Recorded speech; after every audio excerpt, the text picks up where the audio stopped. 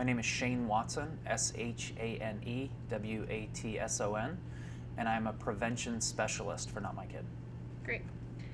So what are, just to start off with some more positive things before getting into the negatives, can you tell me what you think some of the positive impacts on high schoolers are of using the internet and social media?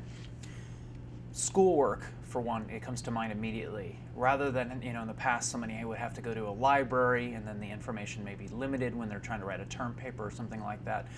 Literally the entire world of information is available right there for them, and so it's beneficial in terms of studying. There's a lot of positive things out there. There's a lot of positive role models out there on the internet. There's a lot of websites, platforms, apps that are starting to focus on encouraging people, uplifting people, things like that. So there's definitely a positive side to it out there. Great. And then if you want to go into some of the negative ones, and maybe specifically ones that you deal with here at notMYKid. Okay. What we've seen is, there's quite a bit of, there's a number of different things that we've seen in terms of negative internet impact. It ranges from things like cyberbullying on websites or apps or platforms, especially ones that let people post anonymously, because if they can post anonymously and they don't have to put their name or their face behind their actions, people suddenly become emboldened to say and do things they might not dare to say in person. So there's some cyberbullying that occurs. There are kids that are posting and saying or texting regrettable things, whether it's things they're saying or whether they're sending pictures or videos of themselves that they're going to regret having transmitted. We see that through text, and we see it through platforms, apps like Snapchat, where kids are under the impression that, if they send an explicit photo of themselves to somebody they're in a relationship with or a crush, that it's going to disappear when that timer expires, and that nothing sent electronically ever truly disappears. So there's those things that can come back to haunt them years later. Beyond there being videos and images that get sent that they can regret, things that they can say about others can come back to haunt them. Threats or things they say about people they don't like. There's been incidents that have even caused schools to go on lockdown, threats that have been made through social media. So we've seen that as well. And then the other thing that would stand out to me the most is the potential for encountering predators. People who pose as a fellow teen or preteen who are actually adults, some of them are sex offenders, and who try to target kids, try to gain their trust, and then eventually end up exploiting them. So with the predators, are there any specific apps that you think are maybe more dangerous than others when it comes to maybe inviting those types of interactions? Any app that does not authenticate who the user is can be exploited by a predator. Any app that doesn't guarantee that you're talking to who you think you're talking to, and that's probably most apps, can lend itself to being used by a predator, because then it's easy. They can get a fake photo, they can take a picture of a 13-year-old girl, say it's them, and then groom, manipulate a child, a preteen or a teen over the internet for a while. So it's a lot of apps, it's a lot of platforms. It would be a shorter list to name the ones that actually do verify and guarantee that you're talking to who you think you're talking to. So the ones that stand out, there's a lot of popular ones that can be used by predators. Snapchat is a big one. Kik is one to be aware of. Instagram to a certain extent. So a lot of the really popular ones can be used by predators. Can you talk a little bit more about Snapchat? I know you were getting into how things don't necessarily disappear and can be screenshot. If you could just talk a little bit more about how that works in some of the cases you may have seen. Okay. You already named one of the things, one of the concerns. Somebody can snapshot, take a screen capture of the image. Somebody can take a picture of the image or video with another device, a mobile phone, a tablet, something like that.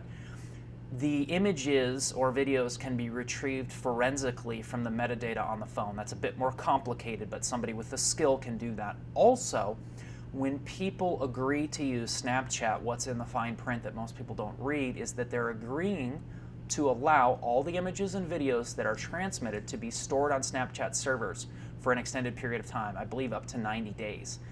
And if those servers get compromised, there have been explicit images of minors that have been leaked out on the internet that were originally transmitted through Snapchat.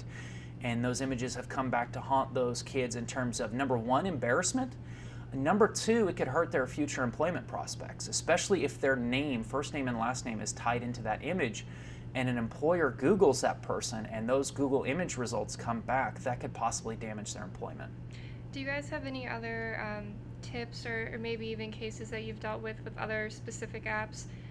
We have on the website that I'm creating, we're going to have separate pages for Facebook, Twitter, Instagram, and then as we talked about, Snapchat. So any specific thoughts you have on any of those?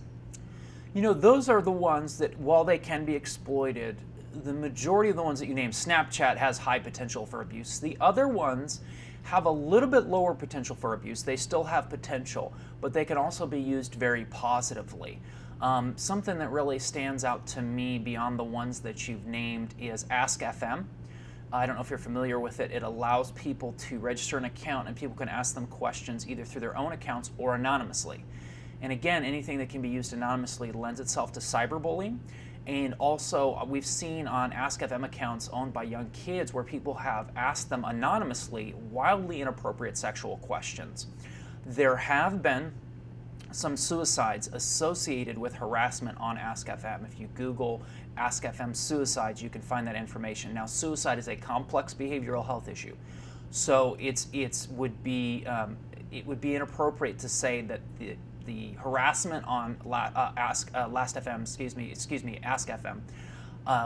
would be the sole cause of those suicides. But the investigators have determined that it was an aggravating factor in those. Tumblr is another one to keep in mind. And it's not so much about the harassment that occurs on Tumblr, but what kids can see on there. There have been some posts in the past that are promoting and glorifying both self-injury and eating disorders, giving kids ideas, ways to not only self-injure, but different ways to self-injure and ways to hide it from their parents. So those are two that stand out as well. But you know, again, even the basic ones, Instagram, Facebook, and Twitter as well, can have the potential for abuse.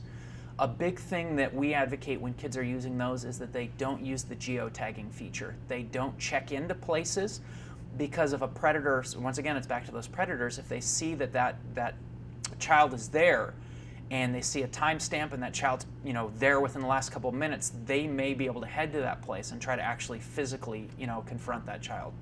Are there any other apps or websites like the two you mentioned that you think are lesser known and parents may not have heard of that are dangerous? Yes, one comes to mind immediately, After School. It's an anonymous app. It's designed school by school. It's basically like a forum or message board. And in order to use it, you have to be a student. You either have to send the admins a picture of your student ID showing that you're, for example, a high school student, or you have to associate your After School account with a Facebook profile that shows that you're a high school student. Because it is anonymous, again, there's cyberbullying that's occurred on there, quite a bit of it. Now, the majority of it isn't. 9 out of 10 posts are generally people posting about someone they have a crush on. But it's that 10th post that's concerning. There have been horrible things said about students by their own classmates, and that's one of the worst things, is that it's anonymous, so there's no accountability. Yet when a child sees that posted about them, a student sees that, they know it's someone within their own school that's saying those things about them. There also have been explicit images of students posted on there, and it's taken the admins a little while to have those pulled down. Finally, some students have used After School to post threats. There actually have been schools that have gone on lockdown over threats posted on After School. And so that's another one that we really want parents to be familiar with. A couple other things that stand out are live streaming apps like Periscope, Meerkat, and Facebook Live. When you're live streaming, if you say something or do something you regret, there's no taking it back. I mean, even more so, it's even more immediate than if you post, for example, a YouTube video. And so that's the kind of thing we want parents and teens to be aware of.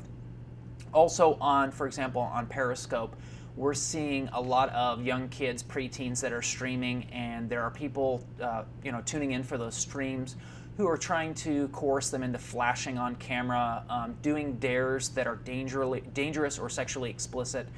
And so that's one that it can be used appropriately, but parents need to monitor it. Great. Are there any other tips or safety techniques that you think are important for parents to know that they might not be aware of, that aren't like, the popular tips that you see online? Consider using monitoring software. There's a lot of really good monitoring software out there. One in particular that comes to mind is TeenSafe, and they not only provide really quality monitoring software, but their website under the blog and news section, if a new app comes out, chances are they have reviewed it by the time it comes out, and they have, here's what teens like about it, and then here's what parents need to know about it. Consider monitoring software. But most of it is going to come back to the fundamentals that you mentioned that they've already heard. Encourage their kids not to share personal information about themselves or their family.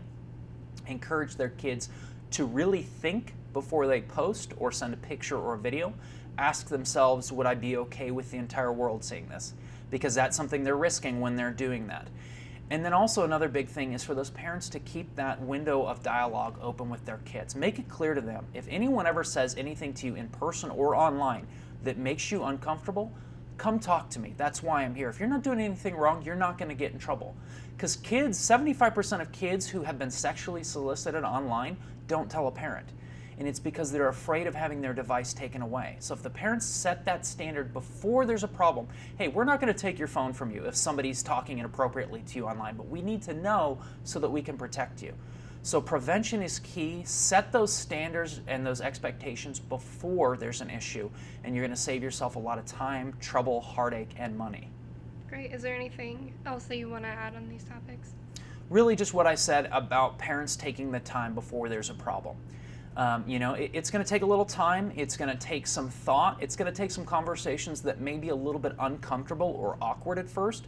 But on the other end of it, if you don't bother to put that time into prevention, what it can cost on the back end can be absolutely devastating. We've worked with local and national law enforcement officers who have worked cases of kids who have been groomed by online predators, met them in person, and ended up being killed as a result.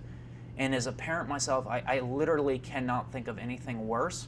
So yeah, we're all busy as parents. Parents have to go to work, have to take the kids to sports practice. Their lives are very busy. But find that hour once a week. Set aside that time to sit down with your kids and have those preventative conversations. Can you tell me a little bit about the resources that notMYKid offers? Yes, we offer a number of different resources. We do prevention education in schools, community groups, corporations, houses of worship. We educate preteens and teens on 6 different topics: substance abuse, bullying, internet safety, body image, unhealthy relationships, and a combination topic of depression, self-injury, and suicide. We do a peer-to-peer model, so our youth educators that go in and talk to students are fairly young themselves, and most of them have personally dealt with the topic that they're talking on.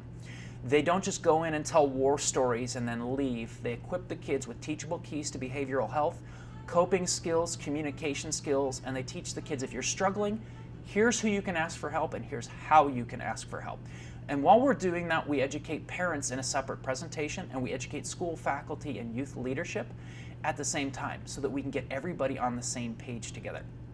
In addition to that, we offer 2 more services. We have an early intervention program called Project Rewind for kids who have already begun experimenting with drugs and or alcohol, who are not full-blown addicts yet, don't require residential treatment, but are past the point of prevention. It's been very well received, and we've received a lot of positive feedback from that. Also, one new part of notMYKid, it's not a new thing, but it's new to us. Workshops for Youth and Families is a program of notMYKid. It's been around for 38 years. It's incredibly well received, and it involves 1-day or week-long workshops for ages 9 to 12, 13 to 15, and 15 to 19. And we teach kids things like leadership skills, healthy relationship building, coping skills, positive things like that. So for a long time, we've been warning kids about the dangers of some of these negative behaviors, encouraging them to pour themselves into positive coping skills. And now with the workshops for youth and families, we can offer some of those positive coping skills.